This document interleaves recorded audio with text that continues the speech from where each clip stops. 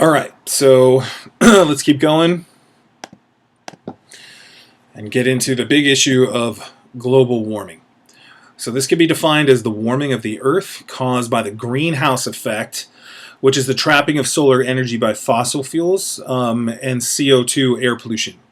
So when I was younger, not even high school, I don't really remember this coming up in high school really, but certainly by the time I was in college it was, and the term was actually the greenhouse effect. So the greenhouse effect was the term for the trapping of the energy. Then eventually the side effect of greenhouse effect started showing itself more, which was the steady increase annually of global temperatures around the world.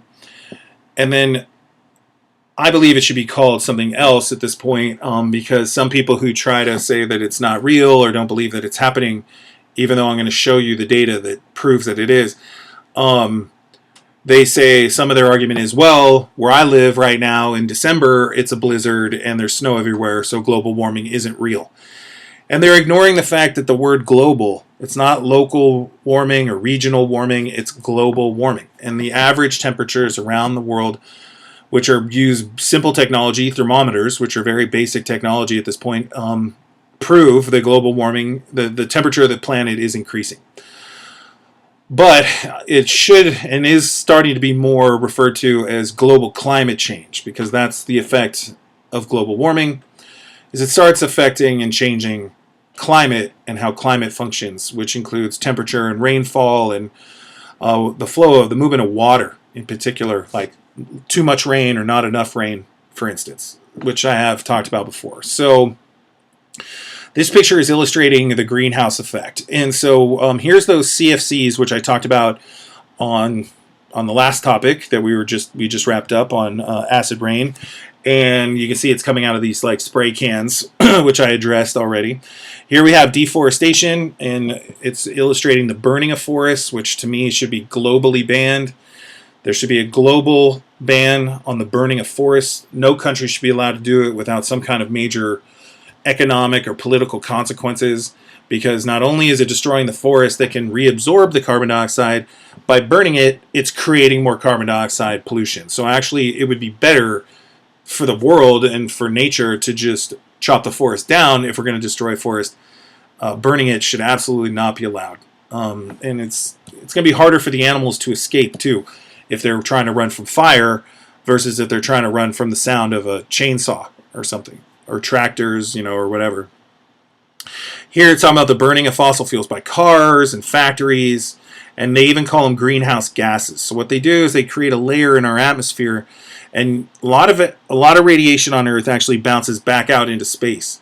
But by creating this layer, it creates like a blanket. And you know that if you're under a blanket, your heat radiation stops escaping as much, and you start warming up. And that's because of the heat of your body getting trapped under the blanket. So it's the same idea, except in this case it's ultraviolet radiation, not thermal heat or radiation. And so here it would normally escape, but what it's showing, or more of it would escape, but now it's either being absorbed or sort of reflected back and trapped and not leaving. So this causes some stuff that I've already talked about, the melting of ice caps, which is shown here. We can actually see the land under the ice in some parts of the world now. The raising of sea levels, more storms, as well as larger and more powerful storms. This is New Orleans after Hurricane Katrina in 2005. You can see how flooded it is and how destructive it was. And New Orleans had never been hit in recorded history by anything like that, and it came kind of out of nowhere. It was very unexpected. And now these giant hurricanes are becoming more common, which I've explained in another slideshow. And then also the loss of microorganisms I've also gone over a few times, in particular algae in the ocean and in the water cannot survive the increase in temperatures. They're the base of the food web, ecological pyramids that keep nature alive and keep animals living that are above them in those food webs and pyramids.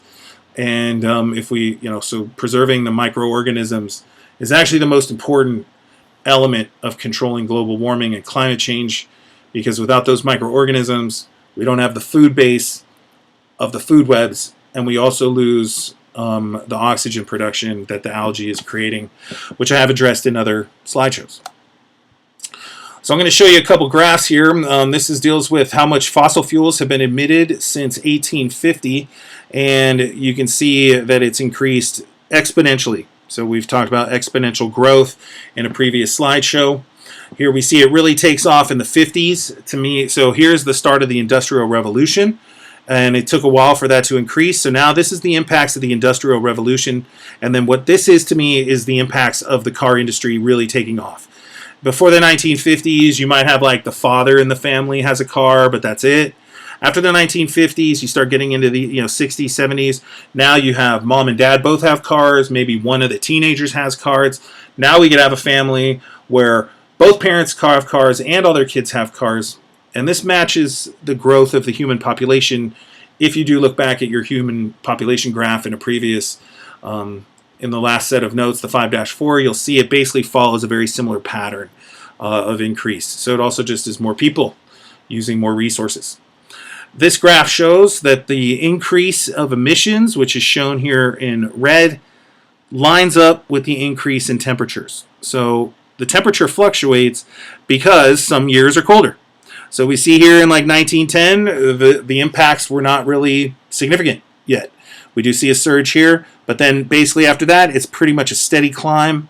And if we were in regular school, I actually have you guys do a graph where you basically graph this whole thing out and you're able to see it for yourself. And then I have people assess if they think, that carbon emissions here in red are in alignment with the increase in temperatures. And when we put the graphs side by side, the shapes are almost exactly the same. And so temperature, as carbon dioxide is being released more, global temperatures are also increasing more. And these two graphs confirm that. Okay, so this is talking about our energy consumption of fossil fuels moving forward. So we were using non-fossil fuels for most of history until we figured out how to use them in machines.